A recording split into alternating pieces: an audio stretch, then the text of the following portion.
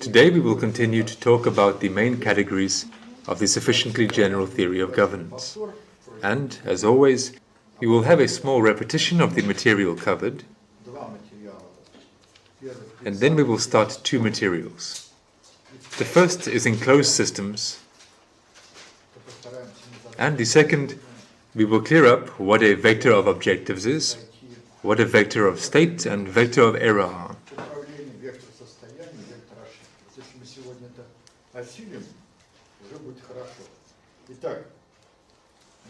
So, in two lectures, you learned that in the middle of the 20th century, there was a change in the logics of social behavior, or rather, the change in the ratios of the frequency standards of biological and social time was completed.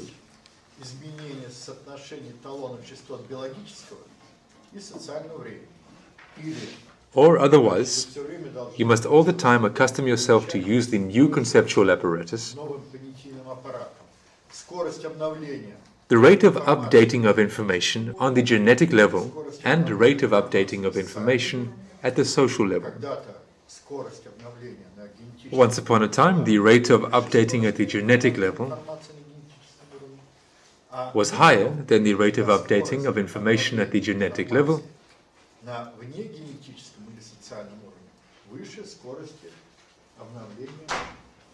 and we live in a period when the rate of updating of information at the extragenetic or social level is higher than the rate of updating at the genetic level. What follows this? There follows a new logics of social behavior. At the last lecture, I promised to acquaint you with the material about the answer to the question. Did anyone know about that earlier, in distant times, thousands of years ago, that such a period was to come? Think about it. If someone had carefully studied how technologies change and how generations change, and if he had imposed, as it were, two spirals, one on top of the other, he would necessarily have calculated that such a moment of the changing of the ratio between the frequency standards of biological and social time, this is what we called it, what they called it, we cannot know, must come. I said that this was expressed in the fact that people perceived this period, which was facing humanity, as the apocalypse. That is, they had no idea about the stereotypes of behavior. But such a legend has come down to us. Once upon a time, Khidr, the teacher of Moses, called upon mankind with a warning. At a certain date, he said, all the water in the world, which had not been specially hoarded, would disappear. It would then be renewed with different water, which would drive men mad. Only one man listened to the meaning of this advice. He collected water and went to a secure place where he stored it and waited for the water to change its character. On the appointed date, the stream stopped running, the wells went dry, and the man who had listened, seeing this happening, went to his retreat and drank his preserved water. When he saw from his security the waterfalls again beginning to flow, the man descended among the other sons of men. He found that they were thinking and talking in an entirely different way from before, yet they had no memory of what had happened, nor of having been warned. When he tried to talk to them, he realized that they thought that he was mad, and they showed hostility or compassion, not understanding. At first he drank none of the new water, but went back to his concealment to draw on his supplies every day. Finally, however, he took the decision to drink the new water because he could not bear the loneliness of living, behaving and thinking in a different way from everyone else. He drank the new water and became like the rest. Then he forgot all about his own store of special water, and his fellows began to look upon him as a madman who had miraculously been restored to sanity. This is a myth, a legend. What do you think this is about? Does the picture remind you of anything? After all, one and the same objective information is transmitted in completely different lexicon. So, if we talk about this legend, here water is a symbol of information. Look, someone is warning that the time will come when all the water will stop,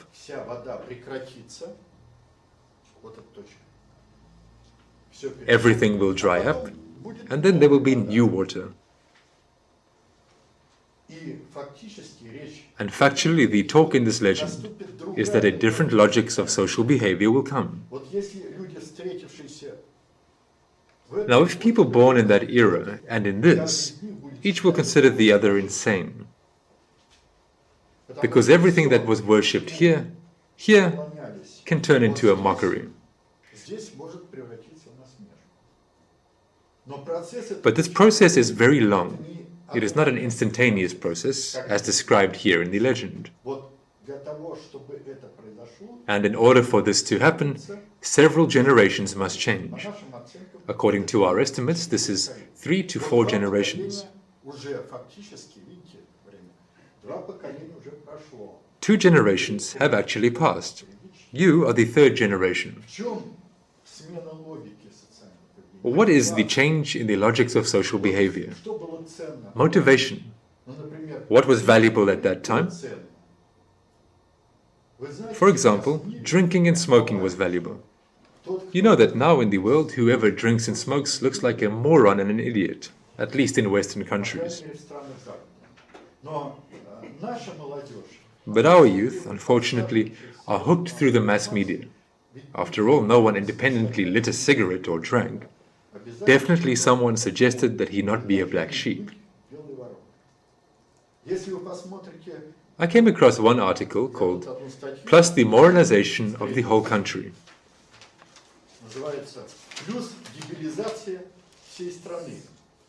It is big, I'll not read it. The essence is such. One well-known writer, Yuri Andreev, was in Finland and began to watch Western television. He was there for a swimming competition. During a break, he watched all the programs. He says, "I could not understand what was happening. It was as if I had moved somewhere to another planet. For the whole time, he did not see a single murder, not a single violence, not a single rape, sexual perversion. This is not there on television. Why do we have it? Just now I was standing at the crossing for 45 minutes. During these 45 minutes, I listened to the latest news. Every minute, someone died there from bird flu, and we have to know about it. At the airport, someone died of some kind of illness. We should all know about this. Murder, murder, murder. But for some reason, when Politkovskaya was killed, the whole world screams for 2 weeks. But the fact that a drunken idiot flew into a column of airborne cadets and killed 6 cadets at once, they died instantly. And this is an elite school. And 20 are now crippled in Burdienko's clinic. Nothing special. Silence. But this elite school accepts the healthiest, most intelligent guys. They could have been of great benefit. Completely new people could have grown from them. They did not realize themselves. But our entire press is quietly silent about this. And so, the author of the article asks, what is this? What is happening to us? He cites such an anecdote where someone drives into the forest and he suddenly falls sick from the fresh air. Until he is dragged to the exhaust pipe, he breathes and he wakes up. So he says, when I returned to Russia, turned on our TV programs, I suddenly saw that something was happening to us. So precisely in order to understand what is happening to us, we are talking here with you about worldview.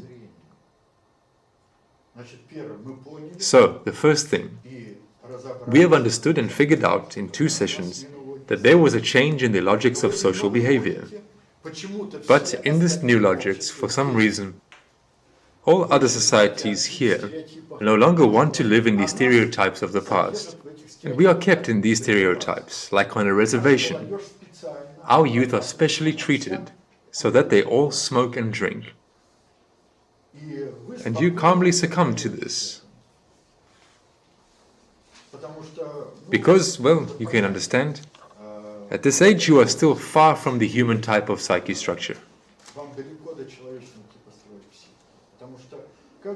Because each person goes through periods that we talked about at the introductory lecture. Until about 3 years old, he differs in nothing from an animal. His needs are only to eat, to satisfy natural needs, to sleep.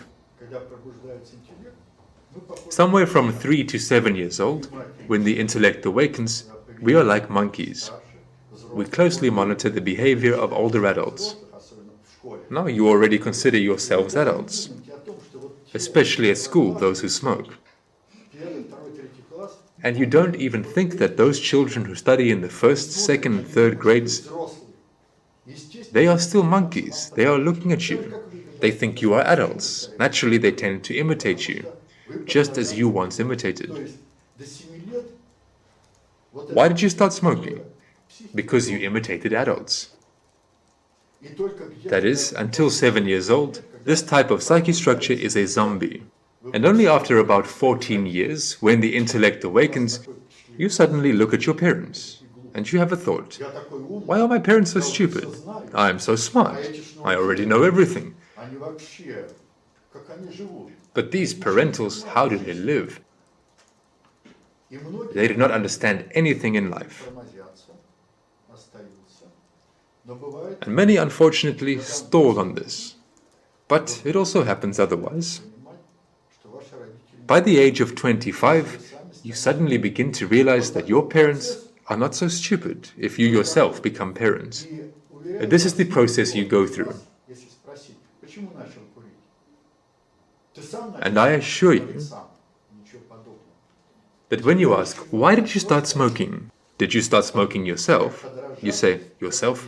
Nothing of the kind.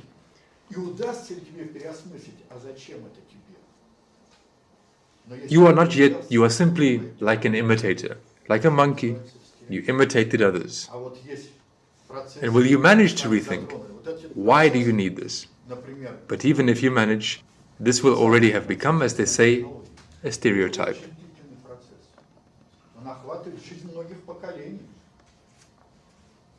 So this social process of changing of technologies is a very long-term process. It covers the life of many generations. And if you take out a cigarette from the pack 20 times a day, you have the urge, then you interrupt your thought process. The cigarette pulls you out.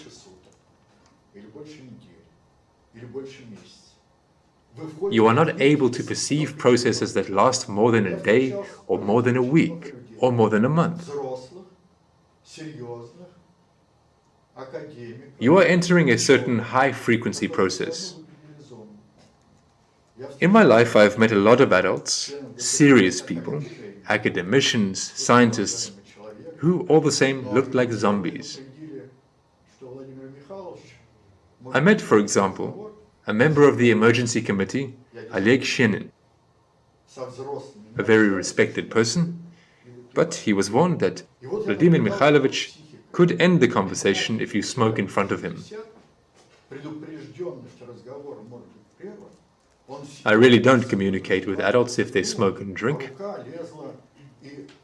And so, I watched his psyche. The poor man is already over 60. He was warned that the conversation might be interrupted. He sat and convulsively swallowed saliva, and his hand reached into his pocket and fumbled with his cigarettes. This is where zombification can go. And how can such a person lead something? How can he govern? How can he form the objectives of the collectives? In no way and never. Therefore, there is such a phrase, unfortunately, about the generation to which I belong. They drank and smoked away the whole country. And it continues, and it is not easy to stop it. These are stereotypes. So we have analyzed three categories of the sufficiently general theory of governance, the so-called ultimately generalizing concepts. Matter, information, measure, and matter, energy, space and time. You remember, yes? Yesterday, a group of very large and respectable people from Moscow arrived at the university. They are all in their 50s, and they are looking at how to rebuild your university. That is, to build on these huge new buildings in the area. We were sitting in the rector's office. And what do you think we had a conversation about after business discussions on investments, where, how much to invest? About the ultimately generalizing concepts. They asked me the question, Vladimir Mikhailovich, explain what information is. Why are the ultimately generalizing concepts not information? I said, my dear fellows, comrades businessmen, and I have been in touch with them for 2 years now, I'm trying to explain to you the things that I teach the first-year students. Unlike you, they immediately understand, and you cannot understand such simple things. Then I'll explain it even easier, on the fingers. Take dry sand and try to make something out of it. Build something. Even children know to wet it in order to bind it. Information connects all the particles in creation. There are two types of worldview. The world is one and holistic, and everything in it is conditioned by cause-effect relationships. That is, everything is connected. This is one type of worldview. There is a second type of worldview. The world is random events, facts, unconnected with each other. Now think at your leisure, which is more acceptable for you? The first view of the world, or the second? Because a worldview is your system of views about the world. Besides, what is dobro, what is evil? How can you model something in the second system of worldview?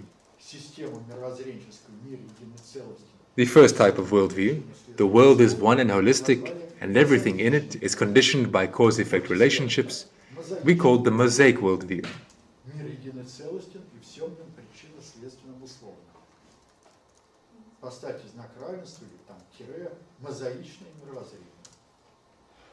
But the world is random events, facts, phenomena that are not connected with each other.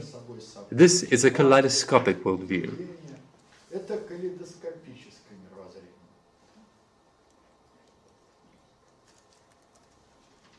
So, two types of worldview.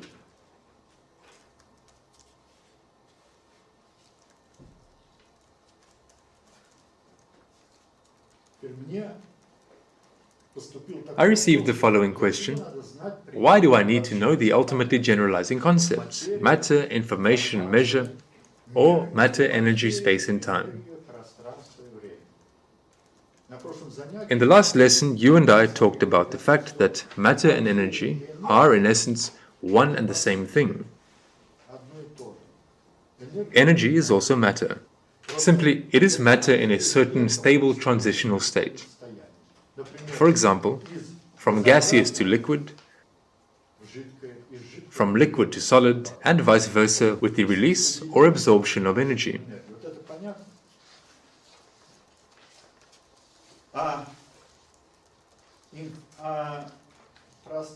And about space and time, you can say nothing about them until you measure, until you take measurements. That is, measure in relation to space and time is primary as an ultimately generalizing concept. But you don't need to remember this, you need to understand this. And for this, you need to think about these things alone with yourself. Reflect and come to an understanding.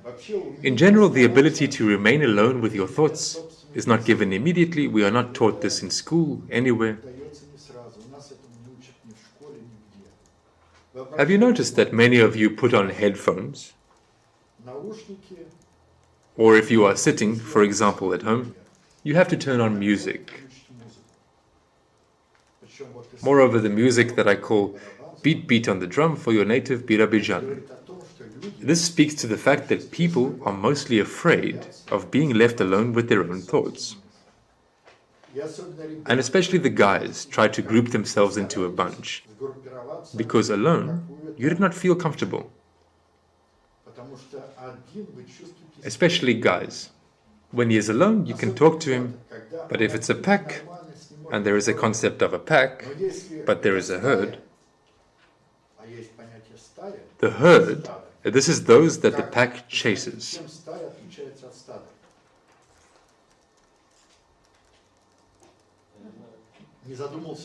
But both in the herd and in the pack, there is a leader.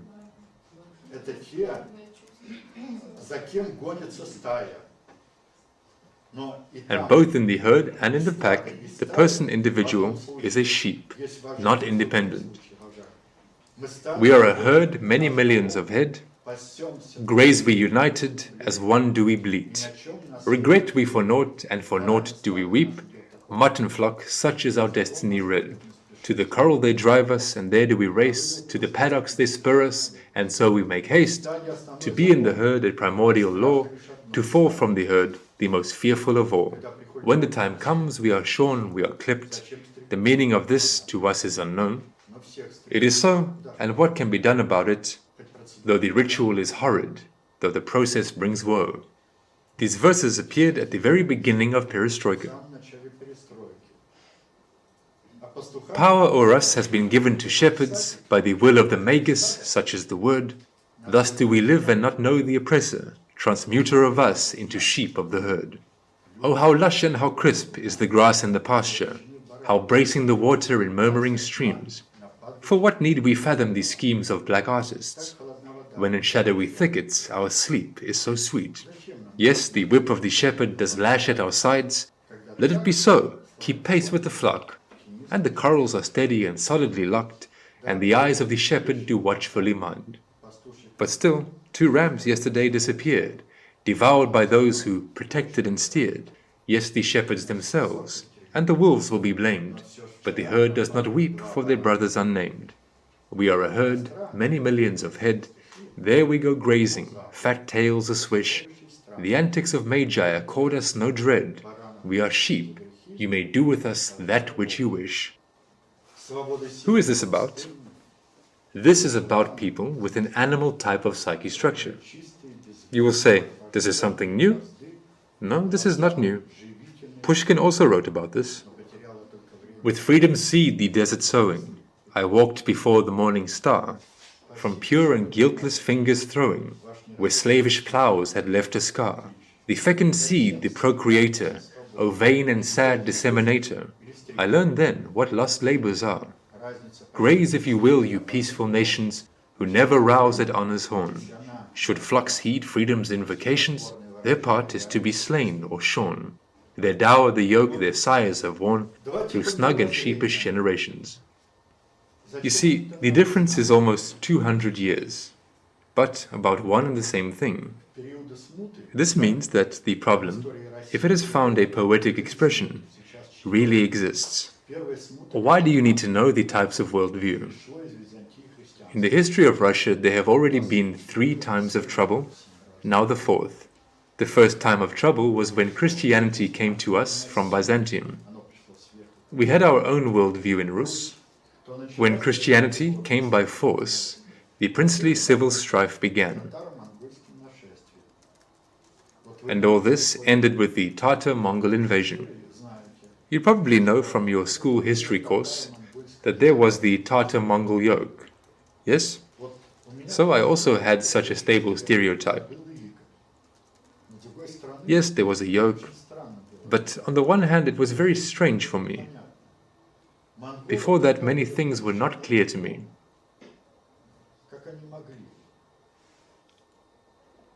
There were less than 1 million Mongols at that time.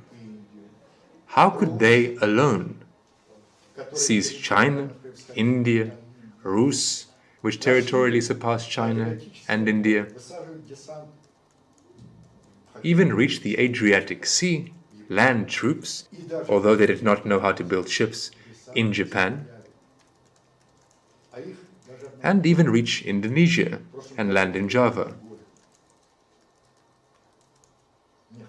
And there weren't even 1 million of them.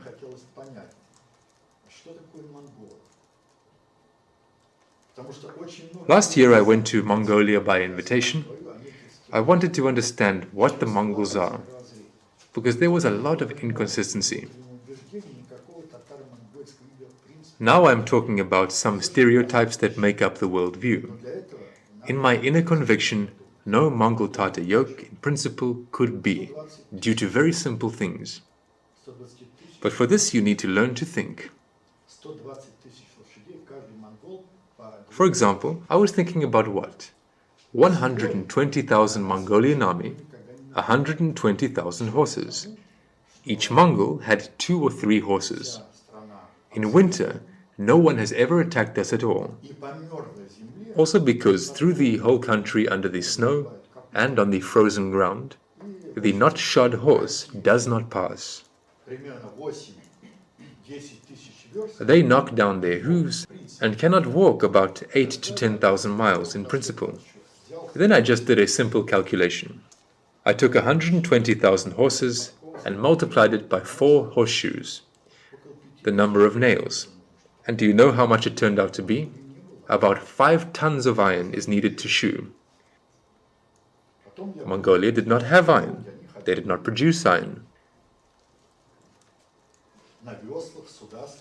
Then I just found out that they went on oars along the Volga. They built ships. What is this? The rider changed, now he sits with oars? Or fortresses are always more difficult to take, so the riders abandon their horses and go to the fortress? That is, there were so many absurdities, not to mention the feeding. About everything which became clear, everything here is some kind of forgery. It remains to be understood. Soon you will be reading many books on this theme. That is, history is always written from the standpoint of a certain worldview.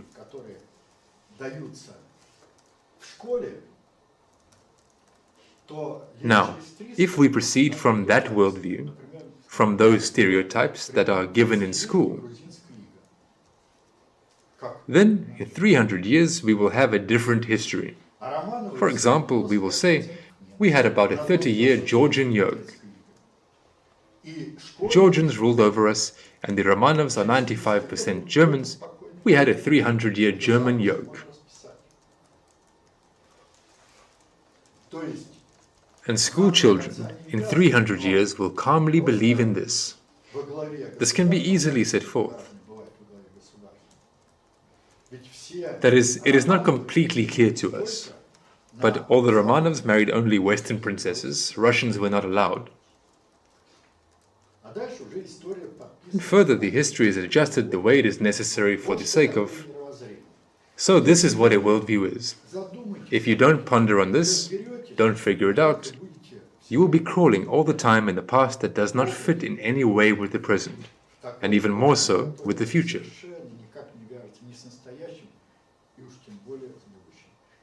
And now you know there are many variants of the past. We cannot verify with you which of them is true. But the fact that all societies are closed onto these variants of the past, and who will think about the future? Who is shaping our future? Who gave our future up to the mercy of people about whom we have no idea yet?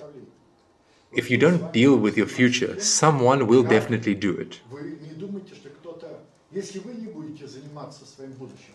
Therefore, we are now moving on to a new theme.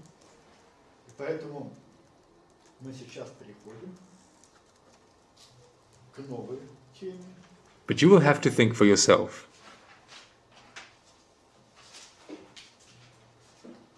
Without this, you will not be able to master anything.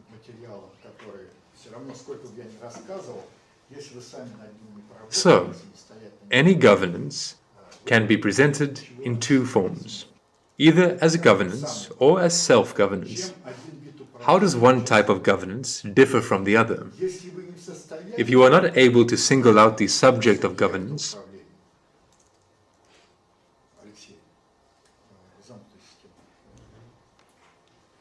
then for you, a certain object is self-governing.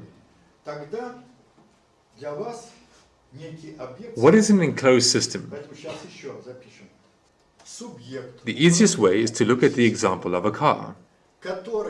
An enclosed system is a certain object of governance, a subject of governance, or system of governance, which are located in an environment and are closed by feed-forward and feedback lines.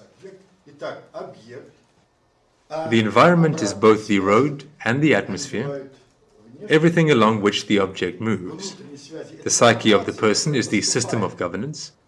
Feed-forward lines are what you directly govern the car with: steering wheel, clutch pedals, brake. And feedback lines, they are external and internal. Internal lines are information that comes from the dashboard of the car into your psyche. Speed, coolant temperature, the amount of fuel you have, braking system, airbags, and much more. All the information that enters the psyche of a person is internal feedback lines. But there are also external feedback lines. An enclosed system moves in an environment. It is a road, an atmosphere. What goes into the psyche of the driver? Information about the traffic situation, what cars are going, at what speed, who is overtaking, what signs are on the road. These are all external feedback lines. Got it, right? There are internal feedback lines. This is information that comes directly from the object of governance, and external feedback lines. This is what comes from the environment of governance, and everything is concentrated here, directly in the psyche of the governor.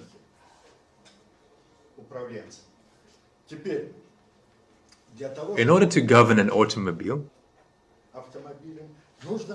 first of all, it is necessary to have a set of such parameters, which we will call the vector of objectives,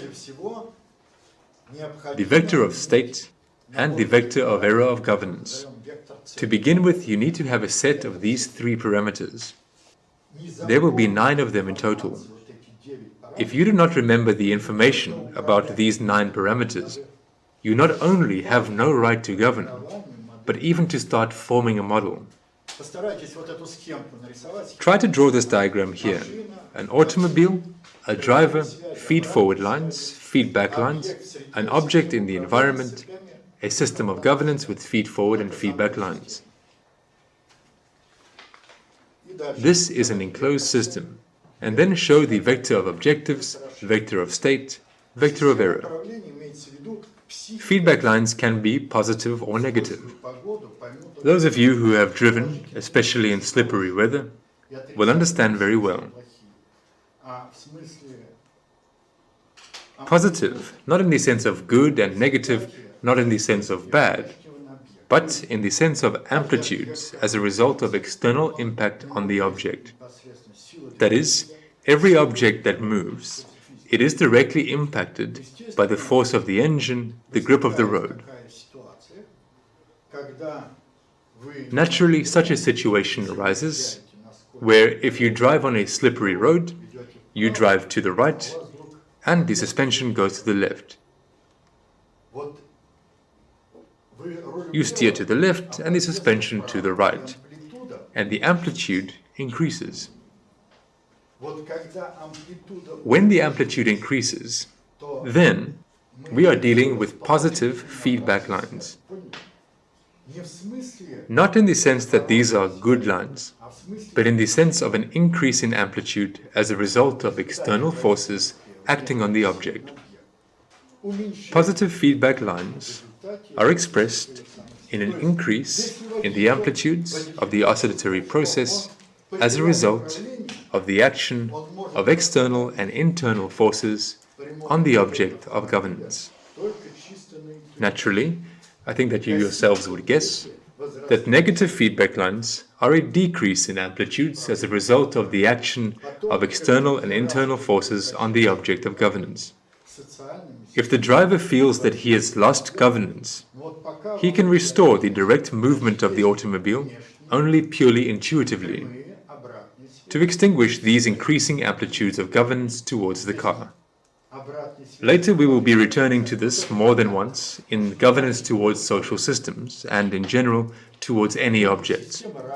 Many systems, such as radio systems, are built on positive feedback lines.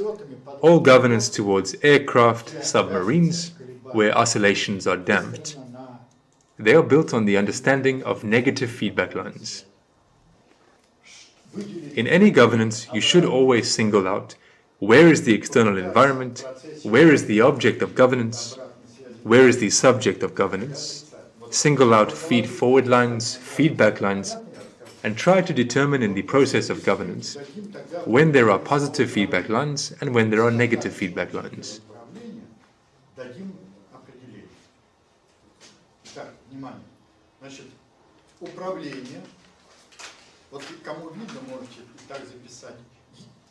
Governance is a single, inordered set of heteroqualitative actions of governance carried out by the elements of an enclosed system. That is, hierarchy of contours of circulation of information transformation in the process of implementing the conception of governance. What does it mean by the elements of an enclosed system? So here is the object of governance. It is an element of an enclosed system. A subject or a system of governance is also an element of an enclosed system. The environment is also an element of an enclosed system. And what does the hierarchy of contours of circulation and transformation of information mean? In an enclosed system, there is a transformation in the hierarchy of these contours of information. In general, governance is an informational process. Although it seems that you are pressing the pedals with your feet and steering with your hands, but you will not do anything from governorial actions until certain information appears in your head. What information? First of all, the objectives of governance. We are moving on to a very important theme. What is the vector of objectives of governance? The vector of objectives of governance is a description of the ideal behavior of the object. The vector of objectives of governance is built on subjective discretion. The vector of objectives of governance is a hierarchically inordered set of particular objectives of governance. At the first priority of the vector of objectives, there is the most important objective. At the last, the most insignificant.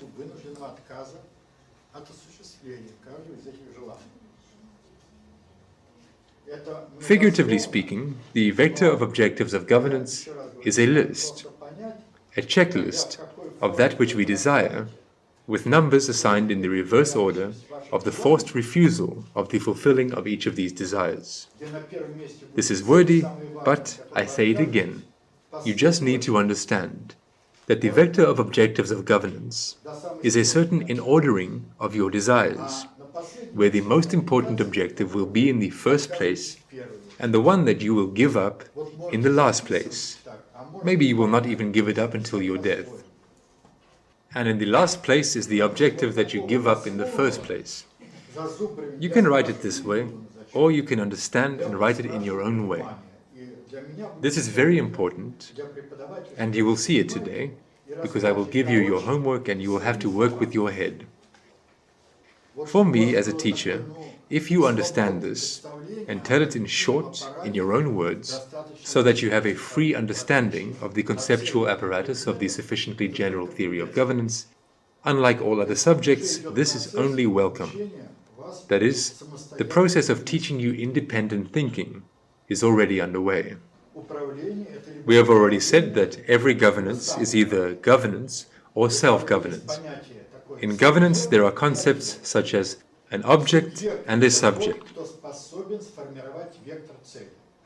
A subject is someone who is able to form a vector of objectives. A vector of objectives is a list of your desires in relation to an object that you would like to govern. In fact, it is I want, I want, I want, I want. So, the I want, which is in the first place, for you should be unchanged until the end of your life. But everything is determined by the process that you govern or self-govern. Do you know how to govern your own psyche? Do you know how to form your own vector of objectives?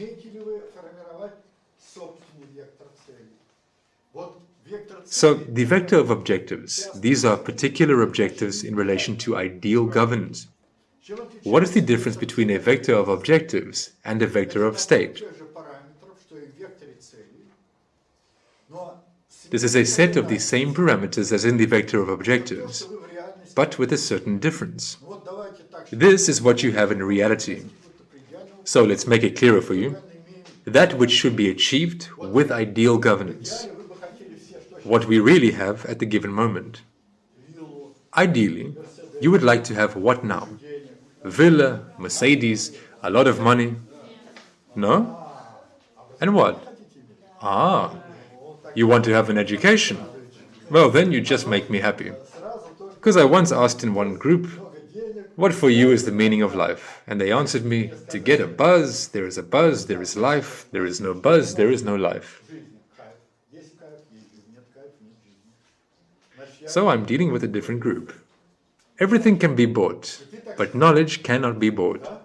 Health can be bought. Hire a bunch of doctors, medicines. But knowledge, it is impossible to buy. You can hire the most wonderful teachers, but if you yourself do not work with your own head, the teacher even smashes his forehead against the wall, there will be no knowledge. You cannot buy knowledge. You can only acquire knowledge yourself.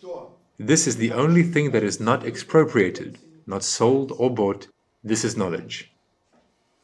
And so, the vector of objectives is what you want in the quality of ideal governance towards the object, and the vector of state is what you have. It is oversimplified. Any businessman wants to have a villa, a Mercedes, and a lot of other things, but in reality, he has some seedy company, an apartment, or even a room in a communal apartment. This is the vector of state. Now, what is the vector of error? This is the difference between the vector of objectives and the vector of state.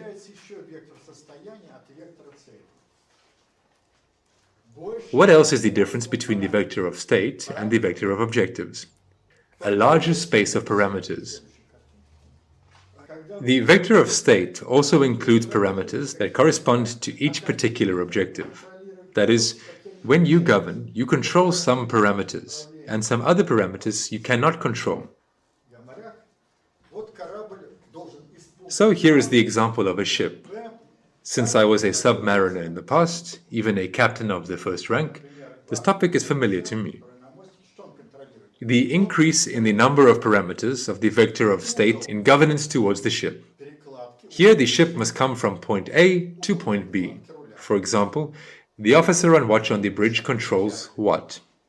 He controls the angle of the course, the angle of the rudder, maybe also the thrust. But the drift angle, he does not control. He does not control fuel consumption. That is, it is not included in the vector of state, the one which turns out. He does not control a whole set of parameters, that is, so-called free parameters. The vector of state differs from the vector of objectives by the presence of free parameters that are not controlled by the subject of governance. And what is the vector of error? The vector of error is the deviation of the real processes of governance from the ideal, or the checklist of your unsatisfied desires. What defects can there be in vectors of objectives? The first thing you must understand is that every vector of objectives is formed according to subjective discretion. That is, You yourself form the vector of objectives, proceeding naturally from your worldview, from your sense of measure, from your sense of sophist. You form your personal vector of objectives in relation to governance, at least towards yourself. If this is so, then the natural vector of state is also determined subjectively, because only you can determine what you have in reality. Hence, the vector of error of governance is also obtained, and it is also obtained subjectively. Why do we need a vector of error of governance? The vector of error of governance is needed to evaluate the quality of governance towards the object and the process that you are going to govern. Here is the source of quality of governance. A simple example: you all know that prices are constantly growing for all goods, services, and so on. Why are they growing? The presidential aide for economics, Andrei Larionov, who was kicked out or left himself, and who has now moved to some American company, is asked. They say that oil prices will fall. He says, yes, they will, certainly. They ask him, why are they going to fall? Are they not affected by the market? After all, the demand for energy resources seems to be constantly growing. And this so-called economic advisor to the president, it's right that he was given the boot, he answers, oil prices do not quite correspond to the market. After all, it was when the oil price was $50, $30, then it fell to $9, now has risen to $60. They ask him again, but what, you want to say that the development of China and India will stop, and then there was no such dramatic development of the Chinese economy?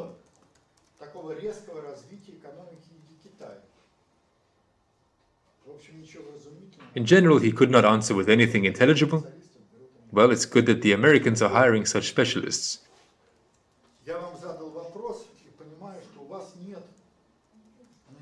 So, I asked you a question, and I understand that you have no answer to it.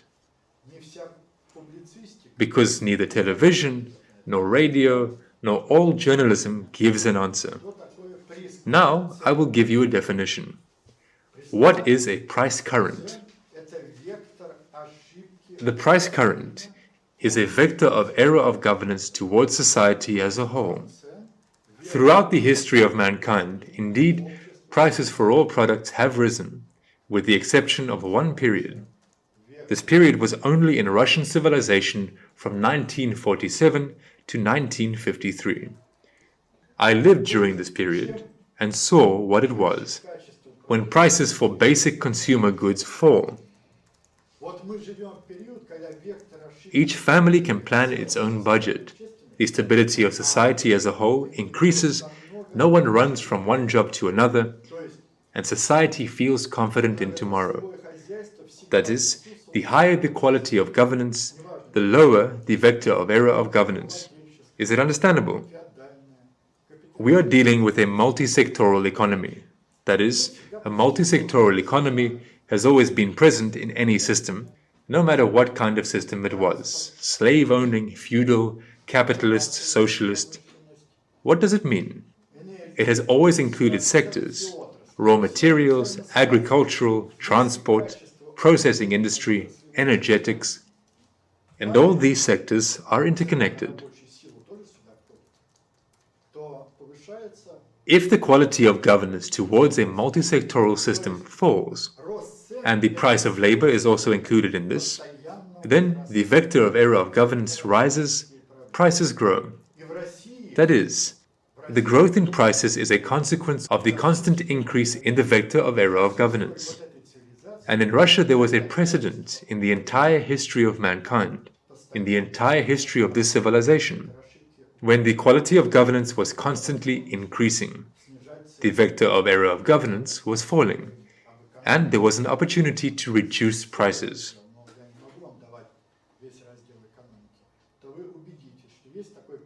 Later, when we talk about the economy, you will be convinced that there is such a concept of intersectoral balance, which was once described by a scientist. He lived in the Soviet Union, then left for Germany, America, Vasily Leontiev, who lived to be 93 years. But for the fact that he declared that the equation of the intersectoral balance could not be solved, he was given the Nobel Prize.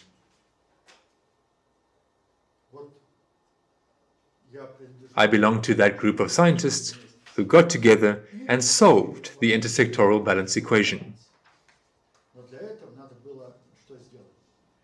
But for this, it was necessary to separate the so-called demographically conditioned needs, housing, food, education costs, upbringing, cultural leisure,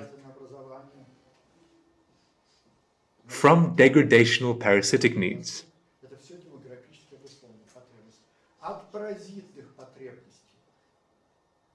How do demographically conditioned needs differ from parasitic ones? Not everyone can have a villa. Not everyone can have a Mercedes. Not everyone can have a yacht. Plus, alcohol and tobacco are superimposed on it. These are all parasitic needs. You can live without them. But only by separating demographically conditioned needs from parasitic ones are the multisectoral balance equations solved. And then the economy can be governed in such a way that prices will decrease. In the limit, the price of all goods and services can be zero.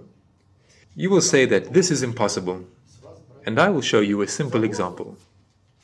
Now, if you come to an unequipped sea beach, no one would think of taking money from you. It would never occur to anyone to charge you for air, because if there is a lot of some product, then the price for it is zero, when everyone has enough. And there are special tasks, the so-called dual programming tasks, in relation to the intersectoral balance, which show that theoretically, indeed, if the economy is governed literally, it is possible to constantly reduce the price.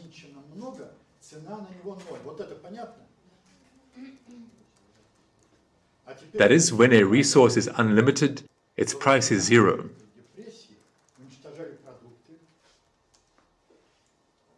Now you understand why, during the Great Depression, they destroyed food, drowned a sea of sugar,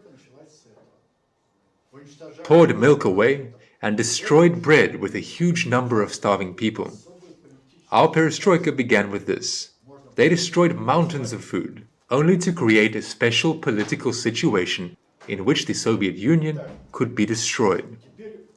So now back to the vector of objectives.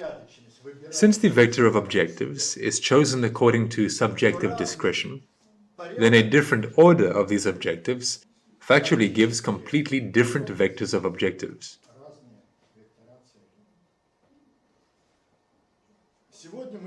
Today we will conduct such a simple experiment. I will now give you a checklist of your desires. You are a subject only if you form your desires and not someone else. That is, you are at such an age when each of you, if you say it out loud or do not, thinks about a life partner, and therefore you form the image of this life partner. And depending on what features you endow this image with, you will get what you want. Since we have already said that all this is not brought to the level of consciousness, but at the unconscious levels of the psyche, then most of you do not reflect on this. That is, do not say to yourself, what do I want from my future life partner?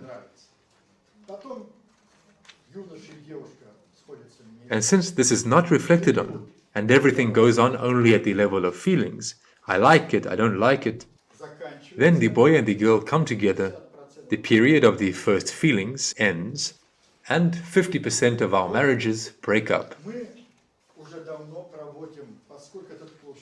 Since this course is taught in 10 higher educational institutions, we have created such cards. Your task will be to prioritize what is in the first, second, and so on place.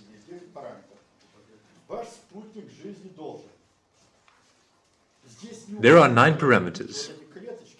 Your companion should. The order is not indicated here. These cells are empty. And the checklist is as follows.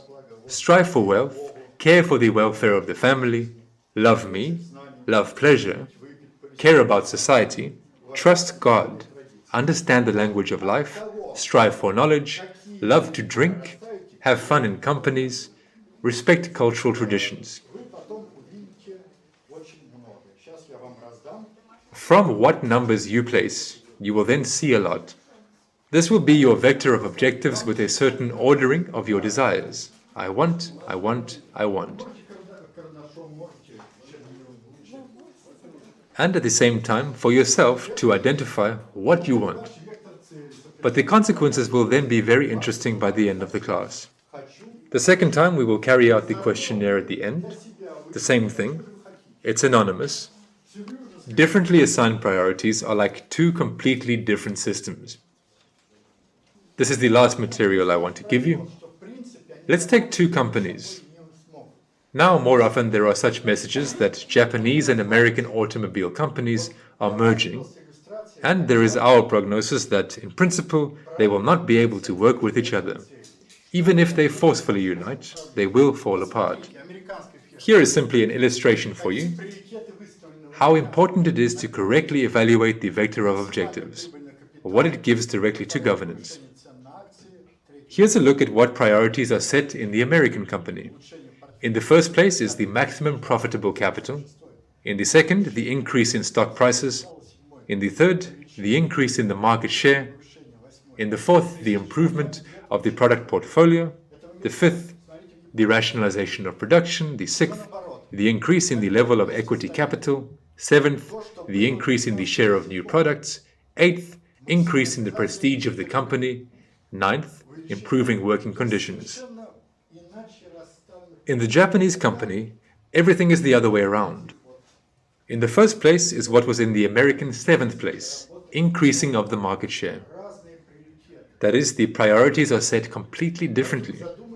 When 2 such companies merge, in principle they cannot work. They have different priorities.